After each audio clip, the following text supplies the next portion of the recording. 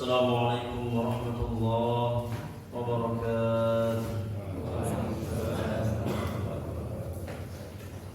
إن الحمد لله نحمده ونستعينه ونستغفره ونعوذ بالله من شرور أنفسنا وسيئات أعمالنا.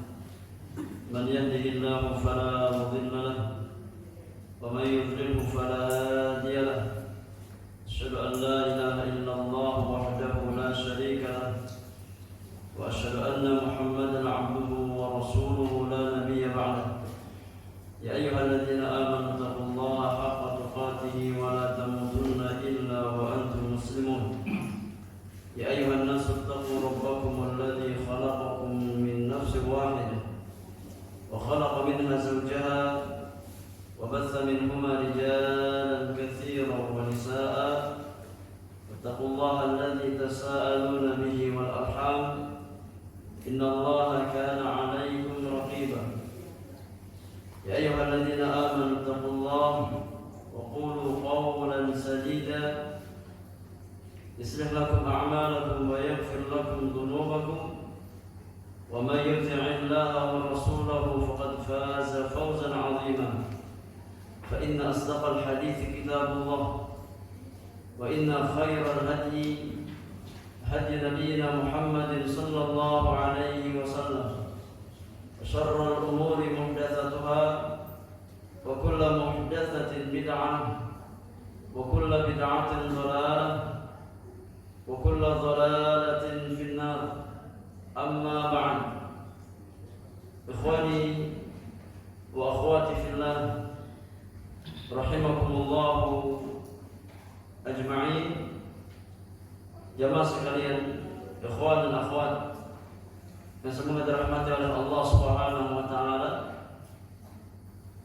Mari kita lanjutkan pelajaran kita di dalam mengkaji risalah Mukhtasar Kitab al-Ilmi atau intisari kitab Al-Ilmu, sebuah risalah sederhana yang saya ringkas dari Kitabul Ilmi, buah karya Fadilatul Syekh Al-Allamah Faqihuz Zaman Muhammad Ibn Shalih Al-Utsaimin rahmatullahi ta'ala alaihi rahmatan wasi'atan. Sampai pada perkataan penulis di muqaddimah. Silakan buka halaman yang ketiga bagi yang ada kitab aslinya.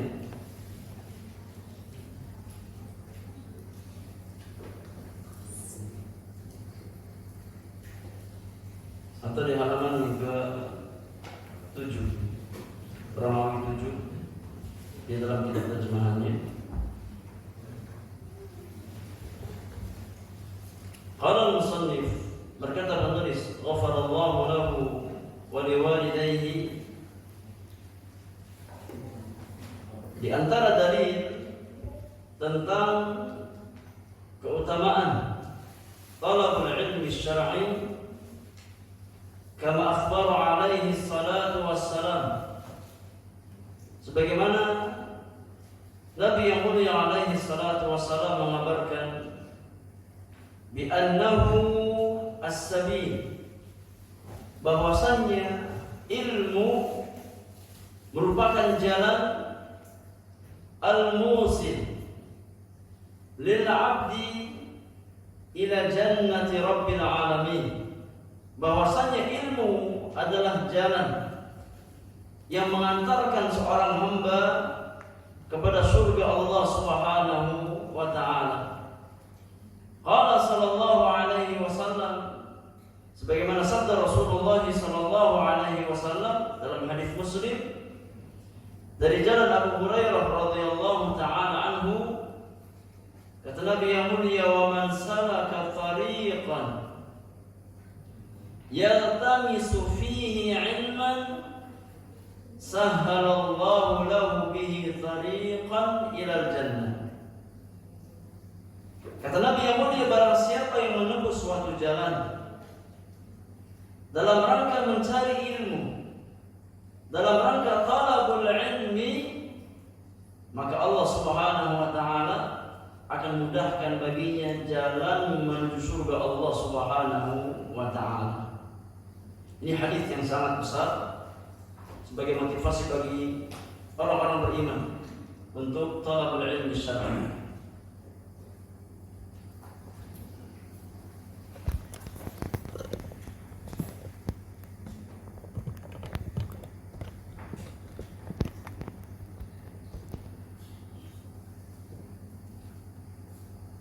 Rasulullah sallallahu alaihi wasallam bersabda,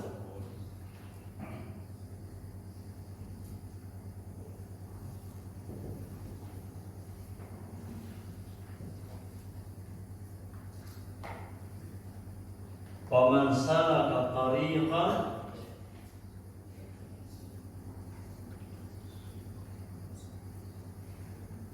yaltamisu fihi ilman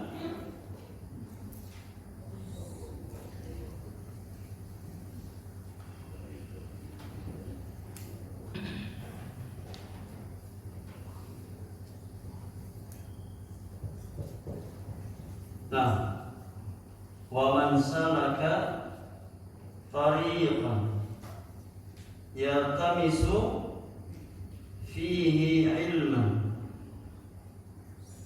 sahhalallahu lahu bihi tariqan ilal jannah." Kata Nabi yang mulia, barang siapa salaka, yakni yang menempuh, yang berjalan menempuh suatu perjalanan, yaltamisu, yakni mencari, dia berjalan dalam rangka mencari ilmu, sahhalallahu, Allah akan mudahkan dia dengan jalan ilmu tersebut, tariqan ilal jannah, jalan menuju surga Allah Subhanahu wa taala. Apa makna hadis yang mulia ini jemaah Allah muliakan? Apa makna Allah Subhanahu wa taala akan mudahkan bagi seorang thalibul ilmi jalannya ke surga? Al-Imam Al-Hafidz Ibnu Hajar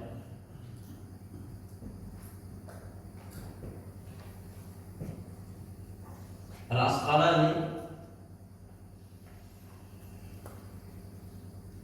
rahimahullah di dalam kitabnya Fathul Bari menjelaskan makna hadis ini. Ya. Makna Allah akan mudahkan jalannya ke surga, kata beliau, ay fil akhirah.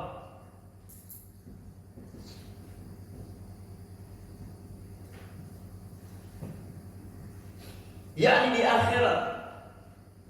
Seorang hamba yang dia senantiasa melangkahkan kakinya ke majelis-majelis ilmu di dunia, maka balasannya di akhirat nanti Allah Subhanahu wa taala akan mudahkan langkah kakinya untuk berjalan menuju surga Allah Subhanahu wa taala.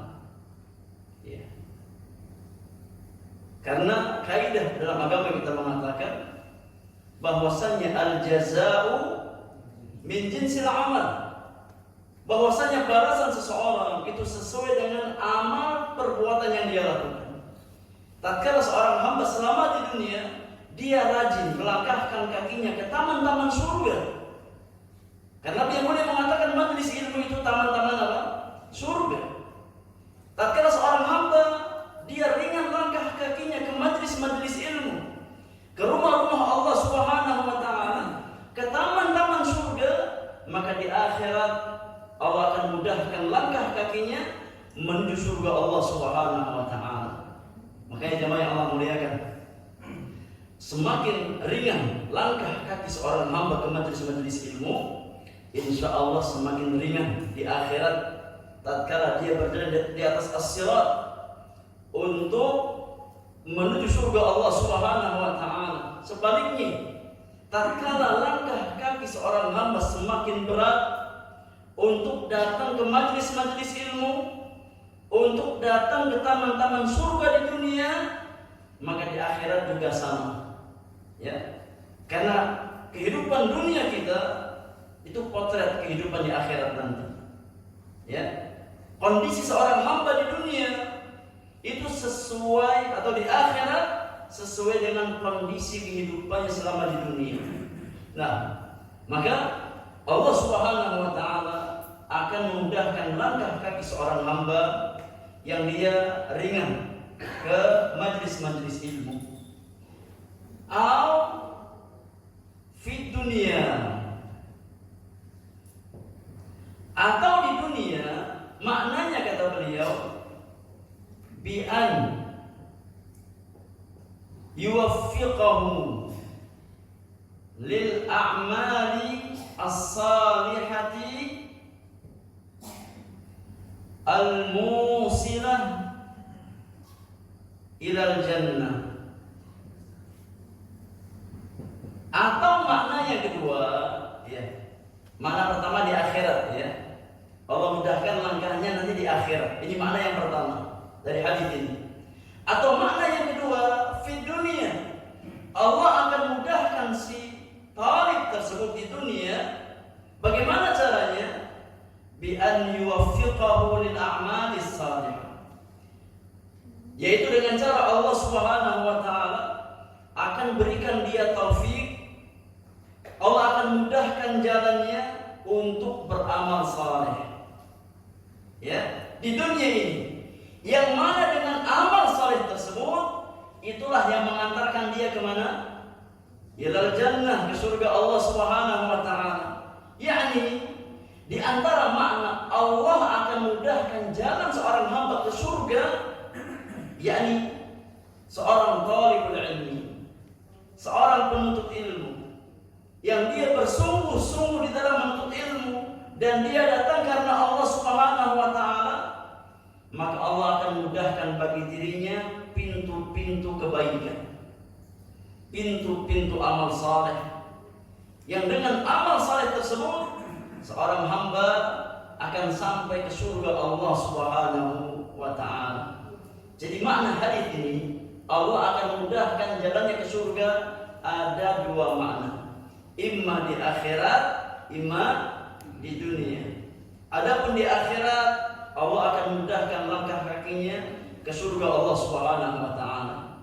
Adapun di dunia, maka Allah Subhanahu wa taala akan mudahkan dia beramal saleh. Ya.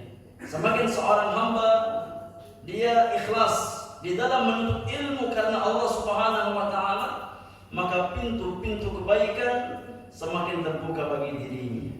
Pertanyaannya jemaah, apa yang dimaksud dengan amal saleh? Allah Subhanahu wa taala akan mudahkan baginya beramal saleh di dunia. Tatkala seorang hamba yakni meniti jalan-jalan ilmu. Apa makna al-a'malus salihah? Nah,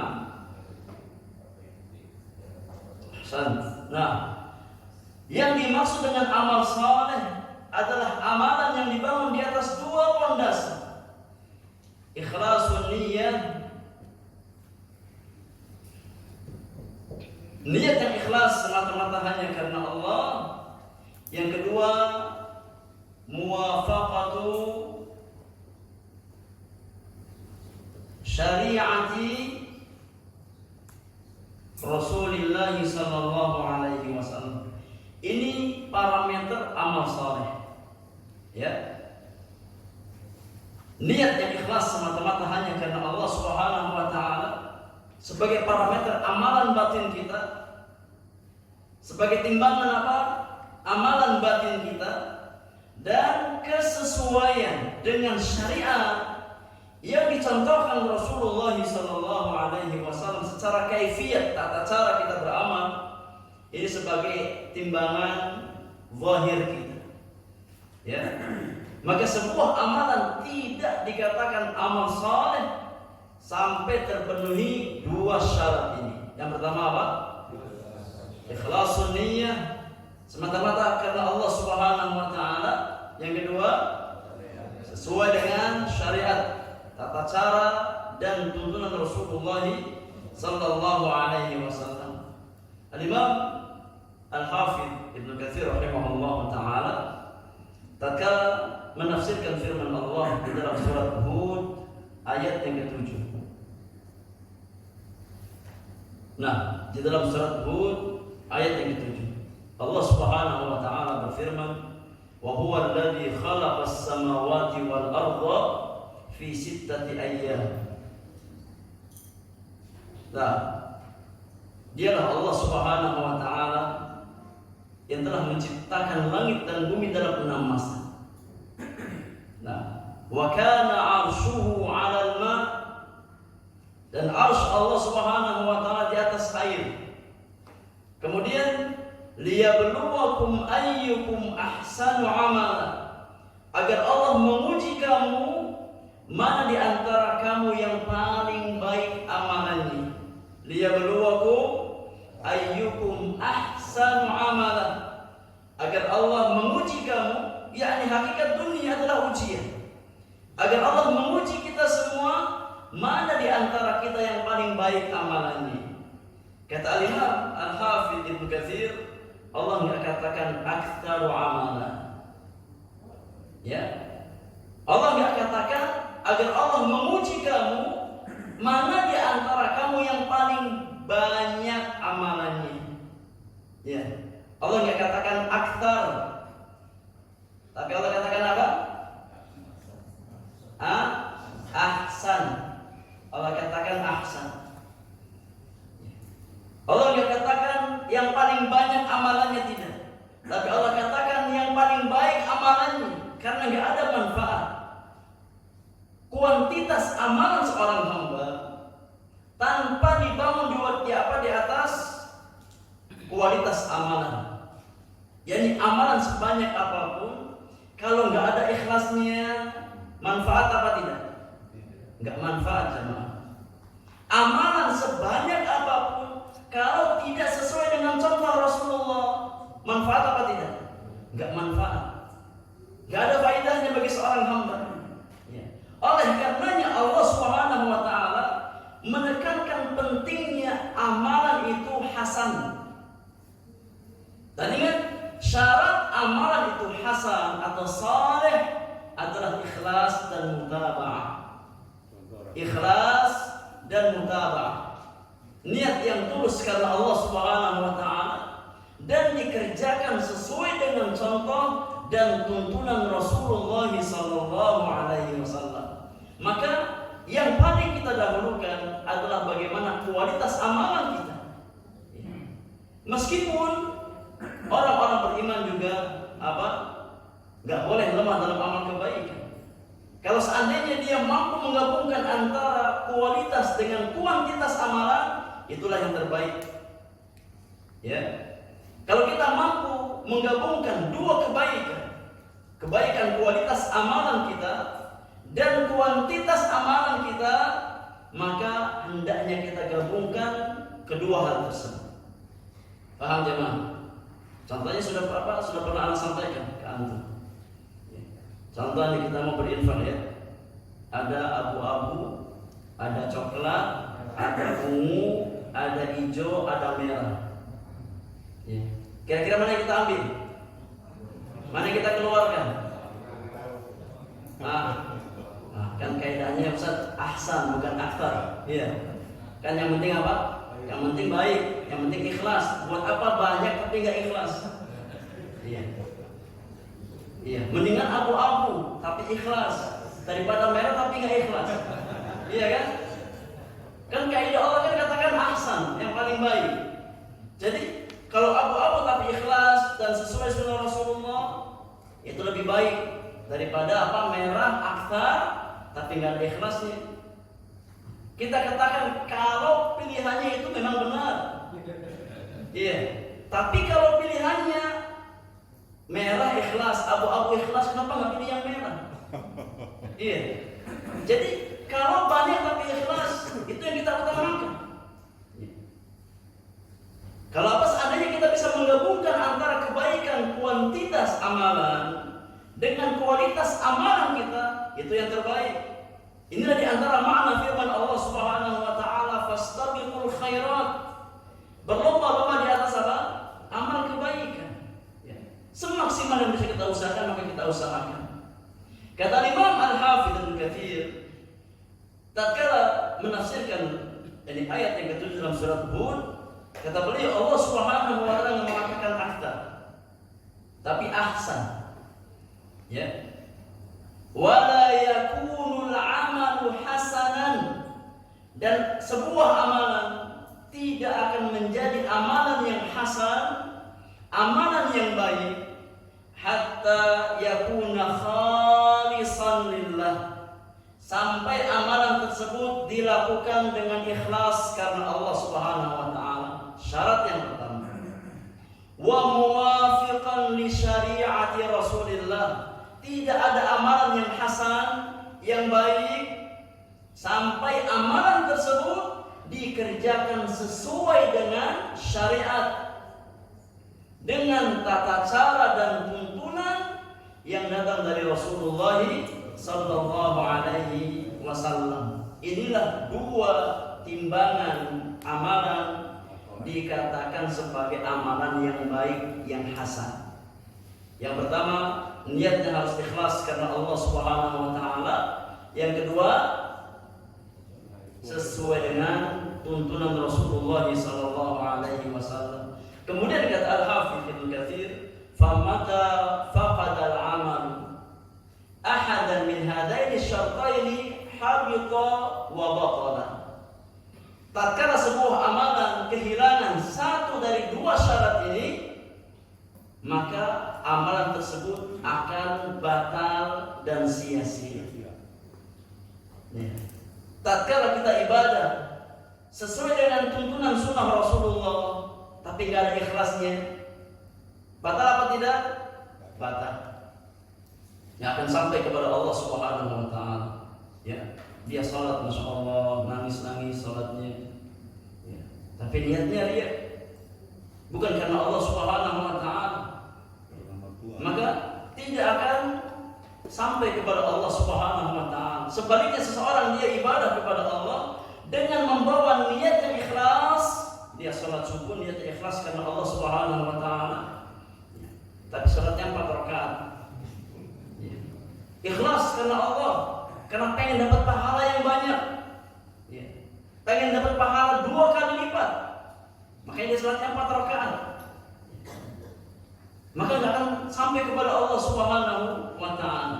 Jadi ikhwani fillah, amalan yang saleh, yang hasan, tatkala dibangun di atas 2 pondasi ini, ikhlas dan mutaba'ah. Nah, itu di antara makna hadis Rasulullah sallallahu alaihi wasallam, "Wa man salaka tariqan yaltamisu fihi ilman sahalallahu lahu bihi tariqan ila jannah." Paham ya? Itu makna Allah mudahkan jalan seorang hamba ke surga. Ya, jadi bisa di akhirat, bisa di mana? Bisa di dunia. Ya. Itu penjelasan dari Imam Al-Hafidz Ibnu Hajar Al-Asqalani Asy-Syafi'i di dalam kitabnya Fathul Bari bi Syarhi Sahih Bukhari. Ya. Kemudian kita lanjutkan, walakin akan tetapi yanbaghi an yu'lam. Nah, ini penting. Ini perkara yang sangat penting. Akan tetapi hendaknya difahami oleh setiap penuntut ilmu syar'i, anna hazzal 'abdi minal ilmi mawqufun 'ala hazzi qalbihi min ta'zimihi wa ijlalihi. Nah, ini kaidah jemaah Allah muliakan. Ini kaidah di atas jalan ilmu yang wajib kita ketahui, bahwasannya bagian ilmu yang didapatkan seorang hamba itu terhenti pada kondisi hatinya di dalam mengagungkan dan memuliakan ilmu tersebut. Bagian ilmu yang didapat seorang hamba itu terhenti pada kondisi hatinya di dalam mengagungkan dan memuliakan ilmu yang dia pelajari. Artinya apa yang Allah muliakan? Artinya apa? Artinya tatkala seorang talibul ilmi datang ke majelis ilmu, membawa hati yang ta'zim terhadap ilmu, dia muliakan ilmu itu, dia hargai ilmu itu, dia cintai ilmu itu, maka bagian ilmu yang dia dapatkan akan semakin maksimal. Ya. Keberkahan ilmu yang dia dapatkan semakin maksimal. Namun tatkala seorang hamba dia datang ke majelis ilmu, dia ala kadarnya. Ya. Dia datang apa ala kadarnya? Yani enggak ada ta'zim kepada ilmu, enggak ada ta'zim kepada majelis ilmu, ya. Maka bagian ilmu yang dia dapatkan sesuai dengan kondisi hatinya tersebut. Faman imtala'a qalbuhu bi ta'zimil ilmi saluha an yakuna mahallan lahu. Maka barang siapa yang hatinya penuh dengan mengagungkan ilmu, memuliakan ilmu, dia tinggikan ilmu itu, dia hormati ilmu itu, dia muliakan majlis-majlis ilmu, maka hati itulah yang layak menjadi bejana ilmu. Hati itulah yang layak menjadi tempat ilmu. Hati yang memuliakan ilmu, hati yang mengagungkan ilmu, itulah hati yang layak menjadi wadahnya ilmu, bejananya ilmu. Wa bi qadri nuqsani haibatil ilmi fil qalbi yanqusu hadduhu minhu. Dan semakin berkurang kadar pemuliaan terhadap ilmu yang kita pelajari, maka semakin berkurang bagian ilmu yang kita dapatkan. Semakin kurang ta'zim kita terhadap ilmu, semakin kurang pemuliaan kita terhadap ilmu, maka bagian ilmu yang kita dapatkan akan semakin berkurang. Keberkahan ilmu yang kita dapatkan akan semakin berkurang pula. Fal jaza'u min jinsil amal, maka balasan itu sesuai dengan jenis amal perbuatan yang kita lakukan. Ini kaidah dalam agama kita, ya. Bahwasanya balasan seseorang itu sesuai dengan jenis amal perbuatan yang dia lakukan. Faman la yukrimul ilma la yukrimuhul ilmu. Maka barang siapa yang tidak memuliakan ilmu, ilmu tidak akan memuliakan dirinya. Ya. Siapa yang tidak memuliakan ilmu, maka ilmu tidak akan memuliakan dirinya. Ini yang harus kita camkan bersama. Tatkala kita membaca hadis-hadis atau ayat-ayat Al-Qur'an tentang fadilah-fadilah ilmu, tentang keutamaan-keutamaan ilmu, maka kita harus pahami bahwasanya keutamaan ilmu di dalam nas-nas syariat itu tidak mungkin didapatkan kecuali oleh orang-orang yang dia memuliakan ilmu, ya, yang dia memposisikan ilmu sebagaimana mestinya. Wal ilmu la yasilu ilaihi illa al-mutahalli bi adabihi wal mutakhalli an afatihi. Dan ilmu itu tidak mungkin didapatkan kecuali oleh orang-orang yang berhias diri dengan adab-adab ilmu dan berusaha menjauhi segala macam kotoran dan penyakit yang menghalangi seorang hamba dari jalan ilmu. Ya. Jadi tidak mungkin kita mendapatkan ilmu yang bermanfaat kecuali tatkala kita mampu berhias diri dengan adab-adab ilmu dan kita mampu menjaga kebersihan hati kita dari segala macam penyakit dan kotoran yang bisa menghalangi seseorang dari mendapatkan ilmu yang bermanfaat.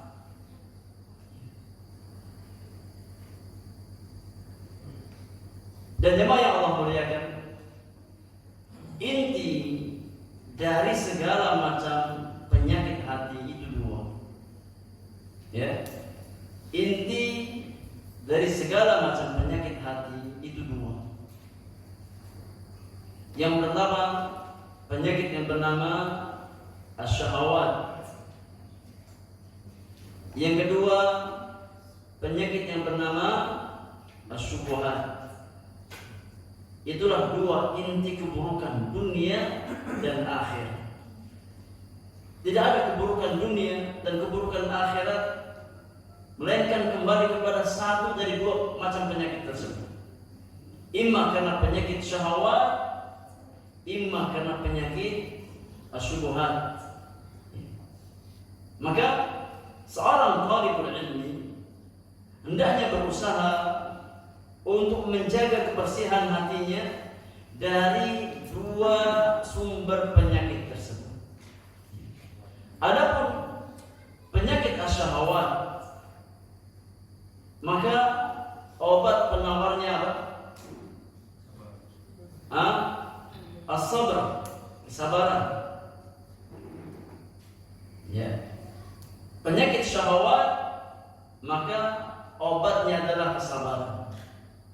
Oleh karena sabar itu ibadah yang sangat tinggi nilainya di hadapan Allah Subhanahu wa taala. Karena tidak mungkin kita akan mampu selamat dari fitnah-fitnah syahwat melainkan tatkala kita berusaha menyabarkan diri kita di atas syariat Allah Subhanahu wa taala. Nah, dan sabar itu ada 3 macam. As-sabr itu ada 3 macam. Yang pertama adalah as-sabru ala ta'atillah, bersabar di atas ketaatan kepada Allah Subhanahu wa taala. Yang kedua, as-sabru an maksiatillah, bersabar dari segala macam kemaksiatan kepada Allah Subhanahu wa taala, yakni bersabar di dalam menjauhi segala macam perkara yang dilarang oleh Allah Subhanahu wa taala. Kemudian yang ketiga, di antara bentuk kesabaran adalah as-sabru ala aqdarillahi al-mu'limah, bersabar di dalam menerima ketentuan Allah Subhanahu wa taala, takdir Allah Subhanahu wa taala yang tidak sesuai dengan harapan kita. Ini 3 macam kesabaran. Yang pertama apa? Sabar di atas ketaatan kepada Allah. Yang kedua, sabar di atas apa? Di atas kemaksiatan. Kok maksiat sabar? Kalau antum katakan sabar di atas kemaksiatan, artinya apa? Artinya maksiat terus. Makanya bukan sabar di atas maksiat, tapi sabar di dalam menjauhi maksiat. Kalau ketaatan, sabar di atas apa? Ketaatan. Tapi kalau maksiat bukan di atas maksiat, kita sabar. Tapi sabar di dalam menjauhi maksiat. Makanya bukan ala. Kalau as-sabru ala ta'atillah, di atas ketaatan kepada Allah Subhanahu wa taala. Tapi maksiat pakainya apa? Pakainya an, bukan ala. As-sabru an maksiatillah. Ini bersabar dari kemaksiatan kepada Allah Subhanahu wa taala. Kalau kita katakan as-sabru ala maksiatillah, sabar di atas maksiat kepada Allah, artinya kita maksiat terus. Tapi sabar yang kedua itu bersabar an maksiatillah, dari bermaksiat kepada Allah Subhanahu wa taala. Ini seorang hamba berusaha menjauhi segala macam perkara yang dilarang oleh Allah Subhanahu wa taala. Kemudian yang ketiga apa? Bersabar di dalam menerima takdir atau ketentuan Allah Subhanahu wa taala yang tidak sesuai dengan harapan kita. Musibah, rasa sakit, ya, atau kita kehilangan orang yang kita cintai. Ini di antara takdir Allah Subhanahu wa taala, ya, yang Jadi butuh kesabaran di dalam menyikapinya. Maka ikhwani fillah jazakumullah, penyakit hati yang pertama adalah penyakit yang bernama syahwat, dan kuncinya adalah bersabar. Nah, adapun penyakit yang kedua yang merupakan inti dari segala macam penyakit adalah penyakit yang bernama asyubuhat. Nah, penyakit yang bernama asyubuhat. Dan penyakit syubhat ini obatnya apa? Obatnya apa? Obatnya ilmu. Nah, obatnya al-ilmu. Dan tidak mungkin kita dapat ilmu illa bitta'allum, kecuali dengan cara kita belajar, datang ke majelis-majelis ilmu. Maka tatkala seorang hamba terkumpul pada dirinya dua hal tersebut, yakni ilmu dan kesabaran, maka insya Allah Ta'ala dia akan menjadi teladan dalam kebaikan. Ya, kalau saat ini seorang hamba terkumpul pada dirinya ilmu dan kesabaran, maka insya Allah dia akan menjadi imam di dalam agama Allah Subhanahu Wa Ta'ala, yakni qudwah, teladan di dalam kebaikan bagi umat manusia. Apa dalilnya jemaah? Apa dalilnya? Kalau seandainya seorang hamba dia memiliki dua karakter ilmu dan karakter kesabaran, maka dia akan menjadi qudwah atau teladan dalam kebaikan. Apa dalilnya? Firman Allah Subhanahu wa taala di dalam surat As-Sajdah ayat yang ke-24. As-Sajdah 24. Allah Subhanahu wa taala berfirman, "Wa ja'alna minhum a'immatan yahduna bi amrina lamma sabaru wa kanu bi ayatina yuqinun." Ini dalil bahwasanya tatkala seorang hamba punya ilmu dan punya kesabaran, maka dia akan menjadi imam bagi orang lain. Imam yakni teladan dalam kebaikan bagi umat manusia. Karena itulah kunci keteladanan dalam agama kita, ilmu dan kesabaran.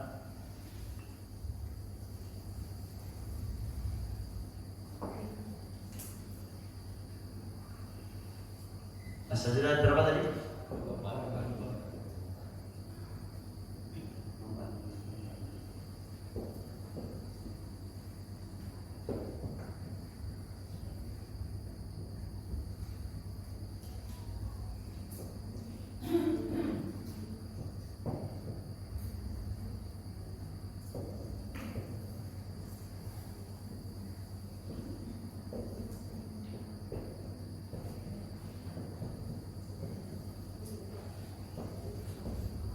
Nah, kata Allah Subhanahu wa taala, "Wa ja'alna minhum a'immatan yahduna bi amrina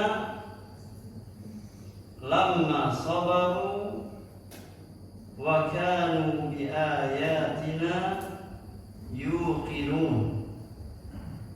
Dan kami jadikan di antara mereka a'immah. A'immah itu jamak dari imam. Imamun jamaknya a'immah. Kami jadikan di antara mereka para imam, yakni imam-imam yang memberikan keteladanan, yahduna bi amrina, yang mereka membimbing manusia dengan ini perintah kami, dengan perintah Allah Subhanahu wa taala.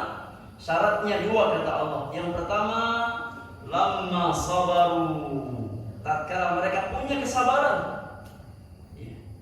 Karena dengan sabar ini mereka mampu mengalahkan hawa nafsu mereka. Dengan sabar ini mereka mampu mengalahkan hawa nafsu mereka, penyakit syahwat mereka. Wa kanu bi ayatina yuqinun, dan mereka yakin dengan ayat-ayat kami. Yakni mereka berilmu. Karena nggak mungkin kita yakin kecuali dengan ilmu. Maka dengan dua perkara ini seseorang akan menjadi imam teladan di dalam agama Allah Subhanahu wa taala. As-sabru wal yaqin. Sabar dan keyakinan, ini al-ilm. Nah, maka ikhwani fillah, hendaknya kita berusaha untuk melatih diri kita ya di dalam meningkatkan kualitas sabar kita dan meningkatkan kualitas ilmiah kita. Nah, karena inilah jalan kebaikan bagi seorang hamba fi dunya wal akhirah. Nah, baik, kita lanjutkan.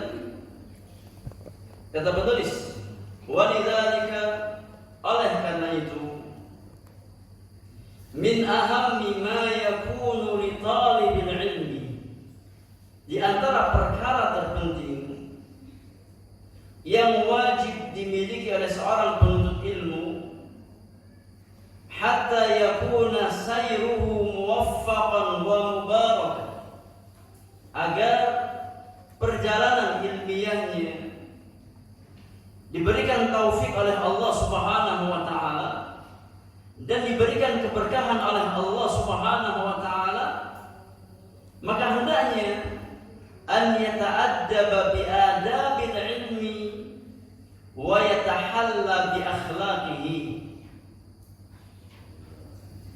Yang paling penting dia miliki adalah bagaimana dia bisa beradab dengan adab-adab ilmu dan berhias diri dengan akhlak-akhlak ilmu. Ini kunci taufik dan kunci keberkahan ilmu. Ya. Makanya jemaah yang Allah muliakan, tidak boleh seorang muslim, seorang talibul ilmi meremehkan masalah adab. Ya, tidak boleh kita meremehkan masalah adab-adab ilmu, adab majelis ilmu. Karena ini kunci taufik, ini kunci keberkahan. Tatkala kita berharap ilmu yang kita pelajari diberikan keberkahan oleh Allah Subhanahu wa taala, maka fahami adab-adab ilmu dan terapkan adab-adab ilmu. Inilah fondasi keberkahan ilmu yang kita miliki. Tidak mungkin akan mendapatkan keberkahan ilmu kecuali orang yang datang ke majelis ilmu dengan membawa adab-adab ilmu. Oleh karena Imam Abdullah Ibnu Mubarak rahimahullah taala pernah berkata, sebagaimana dinukilkan oleh Imam Ibnu Jauzi di dalam kitab Sifatus Saffah, kata Imam Ibnu Mubarak rahimahullah taala, kadal adab an yakuna thulutsai ad-din. Kadal adab an yakuna thulutsai ad-din. Hampir-hampir, kata beliau, adab seseorang itu menjadi bagian 2/3 dari agama ini. Hampir-hampir adab itu menjadi 2/3 bagian dari agama. Ia menunjukkan bahwasanya perkara adab adalah perkara yang sangat penting. Ya. Tatkala kita datang ke majelis ilmu, ingin mencari berkahnya ilmu, maka bawa adab-adab kita ke majelis ilmu. Ya. Akan tetapi, tatkala seseorang dia hanya sebatas mencari konten-konten ilmu, materi-materi ilmu, tanpa mencari keberkahan ilmu, maka bisa jadi dia dapat konten tersebut meskipun nggak pakai adab, dapat. Ya. Tapi kalau kita bicara keberkahan, maka tidak mungkin ada keberkahan ilmu kecuali dengan adab-adab ilmu yang kita amalkan. Nah, kata penulis, wa min anfa' ma ra'aitu fi hadha asy-sya'ni li tullabil ilmi khasatan al-mubtadi'in minhum risalatu fadilati Syekh Al-'Allamah Muhammad Ibn Shalih Al-Utsaimin al-musammatu bi kitabil ilmi. Dan di antara tulisan yang paling bermanfaat yang pernah saya baca di dalam masalah adab ini bagi para penuntut ilmu, ya, secara khusus al-mubtadi'in, yakni bagi para pemula di antara mereka. Di antara tulisan tentang adab yang paling bermanfaat yang pernah saya baca bagi para penuntut ilmu syar'i adalah risalah Fadilatul Syekh Al-Allamah Muhammad bin Shalih Al-Utsaimin, Kitabul Ilmi. Ini kitab yang sangat luar biasa. Kitabul Ilmi karya Syekh Al-Utsaimin rahimahullah taala. Fahiya risalatun jami'atun في بيان الآداب التي يجب أن يتحلى بها طالب العلم والآفات التي يجب أن يحذرها. Kitabul Ilmi adalah sebuah risalah yang sifatnya jami'ah, yakni mencakup segala macam penjelasan tentang adab-adab ilmu yang wajib dimiliki oleh seorang penuntut ilmu, serta kitab yang membahas tentang keburukan-keburukan, ya, atau perangai-perangai yang buruk yang wajib untuk dijauhi oleh seorang thalibul ilmi. Jadi kitab tersebut membahas dua sisi tadi, adab-adab yang baik, perangai-perangai yang baik yang wajib kita miliki, dan membahas tentang perangai-perangai yang buruk yang wajib untuk kita jauhi. Nah, falidzalika, oleh karena itu, ista'antu billahi jalla wa ala fi ikhtisariha wa taqribiha li tullabil ilmi al-mubtadi'in. Oleh karena itu,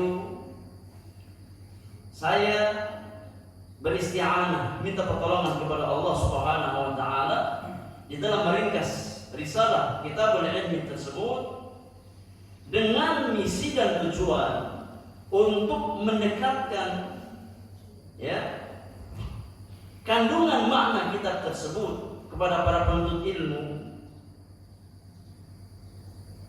pemula di antara mereka, dengan uslub yang sahih, dengan gaya bahasa yang mudah, muyassar, ini yang gampang. Rajian al-Maula Jalla wa Ala an yaj'ala hadzal juhd al-mutawadi' dhukhran li wa liwalidayya li yaumil qiyamah. Dengan harapan semoga usaha yang sederhana ini bisa menjadi tabungan kebaikan bagi penulis dan kedua orang tuanya untuk, yakni, kehidupan di akhirat nanti, di hari kiamat nanti. Yauma la yanfa'u malun wala banun illa man atallaha biqalbin salim. Hari di mana tidak lagi bermanfaat harta dan anak-anak kecuali seseorang yang datang menghadap Allah Subhanahu wa taala dengan membawa hati yang salim. Jadi ini tujuan saya meringkas. Ya, yang pertama untuk ini mendekatkan substansi dari Kitabul Ilmi, mendekatkan maknanya, kandungannya kepada para penuntut ilmu, dan juga sebagai usaha, ya, dari penulis untuk jadi berusaha menyimpan amal kebaikan yang bermanfaat insyaallah taala di hari kemudian. Fama kana fihi min khairin wa naf'in famin Allah wahda. Maka segala macam kebaikan dan manfaat yang ada di dalam ringkasan ini semata-mata taufik dan pertolongan dari Allah Subhanahu wa taala. Wa ma fihi min khata'in wa zallatin famin qillati bidha'ati wa dha'fi idraki. Adapun segala macam kesalahan, segala macam ketergelinciran yang ada dalam kitab ini, dalam ringkasan ini, maka karena kekurangan ilmu penulis dan lemahnya pemahaman penulis.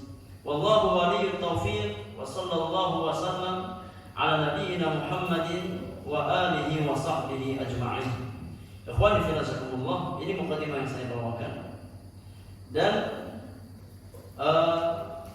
risalah ini, risalah Kitabul Ilmi ini adalah di antara buah, ya, dari tadris atau tatkala saya mengajarkan Kitabul Ilmi kurang lebih sekitar yakni hampir 7 tahun yang lalu, di sekitar tahun 2013.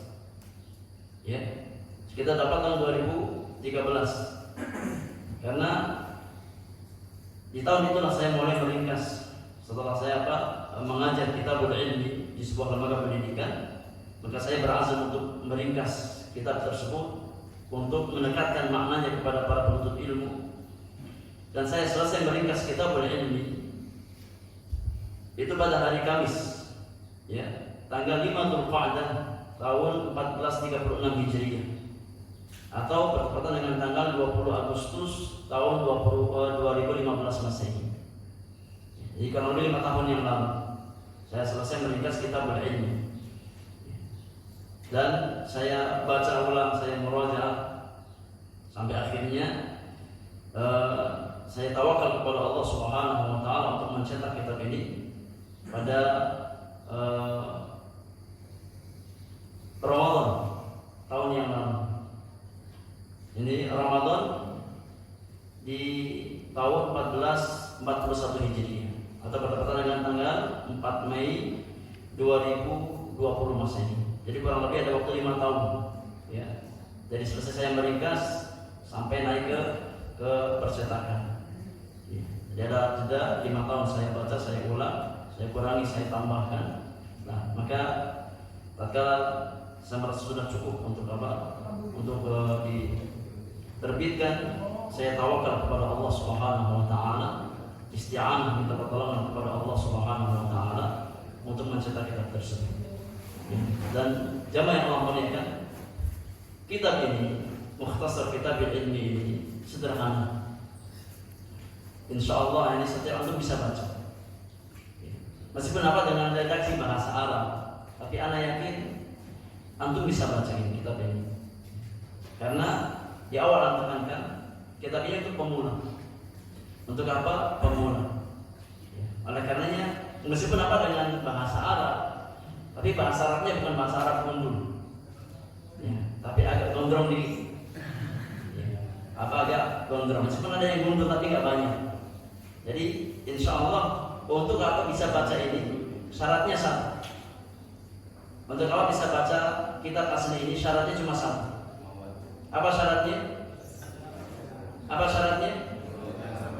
Nah, bisa baca Quran. Kalau antum bisa baca Quran, insya Allah bisa baca kitab ini. Ya. Karena sekali lagi, anak mudahkan, ya, dengan memberikan syakal, memberikan dhabat, memberikan harakat agar bisa dibaca oleh para penuntut ilmu. Ya, meskipun dia lolosan bahasa Arab, paling nggak dia udah pernah belajar bahasa Arab. Ya, meskipun nggak sampai lulusan, hanya lolosan bahasa Arab, tapi paling nggak dia udah pernah belajar bahasa Arab. Ya. Insya Allah bisa.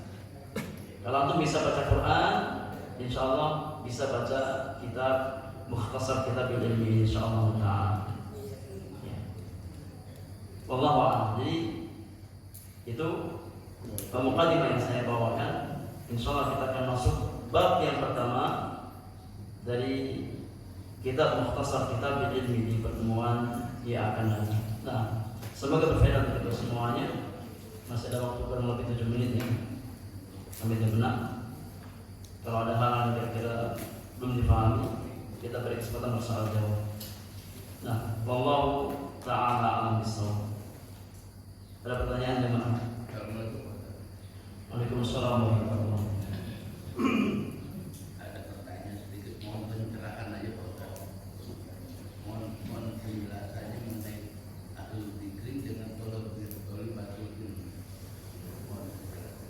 Nah, barakallah. Ahlul dzikr, ini ulama. Ahlul dzikr ini para ulama. Allah Subhanahu wa taala perintahkan kita untuk bertanya kepada ahlul dzikr.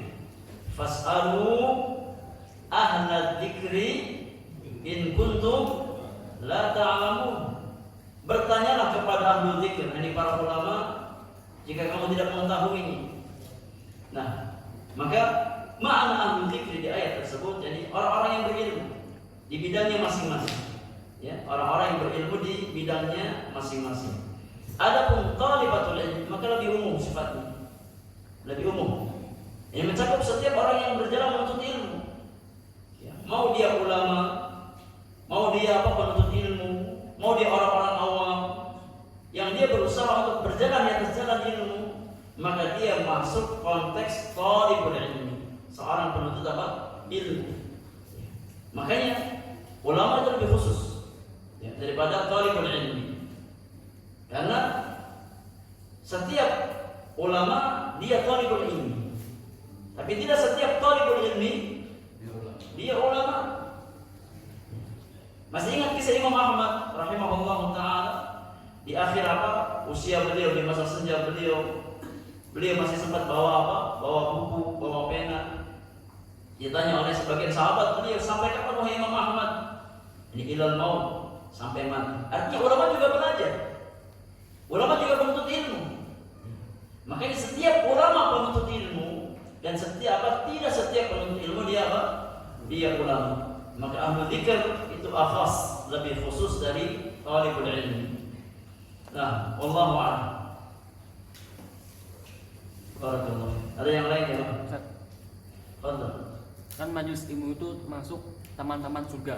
Nah, apakah kajian online termasuk? Kalau kajian online termasuk taman-taman surga? Secara umum, nah masuk. Nah, selama itu ada majelis ilmu, ya, meskipun apa sifatnya online, maka masuk keumuman.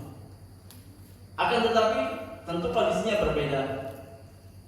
Tatkala kita yakni bisa datang ke majelis ilmu secara langsung, duduk secara langsung di majelis ilmu, maka tentu ini lebih besar faedahnya. Dan lebih besar keberkahannya. Nah, namun secara umum selama itu ada majelis ilmu, maka masuk ya ke dalam bagian dari taman-taman surga. Sebagaimana wasilah untuk mencari ilmu, itu ada wasilah yang sifatnya hissiyah, ada yang ma'nawi. Makanya para ulama tatkala menafsirkan hadis Abu Hurairah di atas, wa man salaka tariqan, barang siapa yang menempuh suatu jalan, ya.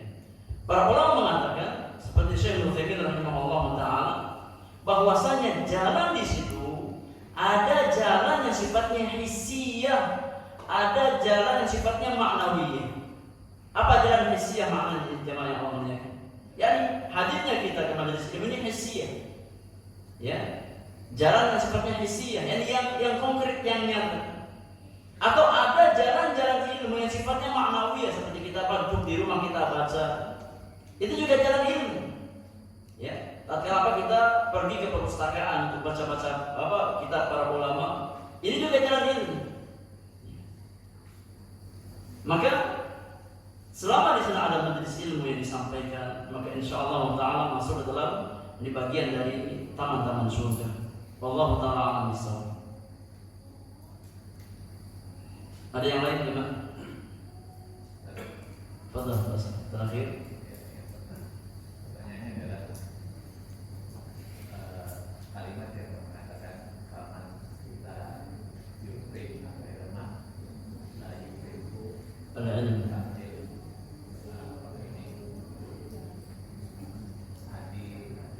Hadis yang sesuai dengan kata ini. Nah, ini perkataan para ulama.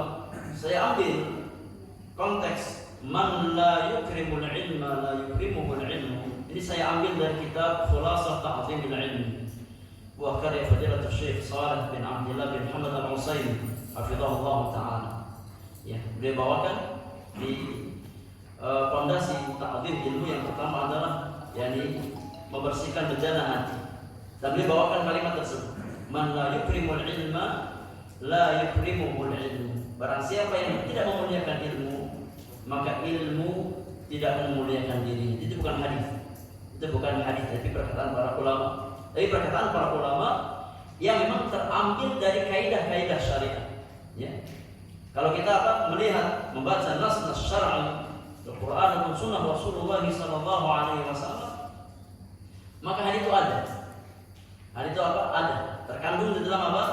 Nas-nas Al-Quran ataupun Sunnah Rasulullah Sallallahu Alaihi Wasallam. Jadi itu bukan hadis Rasulullah, itu perkataan para ulama yang terambil dari makna, yani nas-nas syar'i. Nah, tapi itu bukan hadis, itu bukan ayat Al-Quran. Allahu a'lam. Ada lagi? Cukup? Baik. Fadhal. Waalaikumsalam. Apakah yang dimaksud dengan penuntut ilmu ini dikhususkan untuk ilmu agama atau juga dengan ilmu dunia seperti sekolah?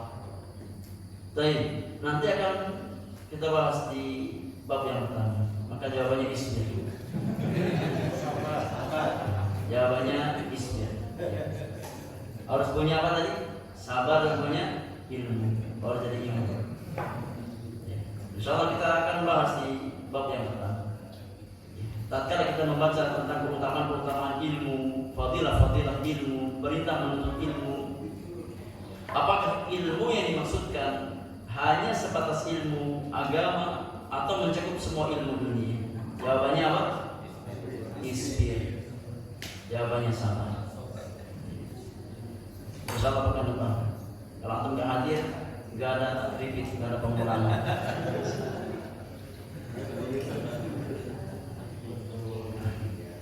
Baik, jamaah yang Allah muliakan, kita cukupkan di sini. Semoga berfaedah untuk kita semuanya, terutama bagi yang berbicara dan antum sekalian. Apa yang hak semata-mata taufik dari Allah Subhanahu wa taala, yang salah dan kurang dan kesalahan dan kekurangan ilmu saya miliki. Wassallallahu ala nabiyyina Muhammadin wa alihi wa sahbihi ajma'in. Wa akhiru da'wana alhamdulillahi rabbil alamin. Subhanakallahumma wa bihamdika asyhadu an la ilaha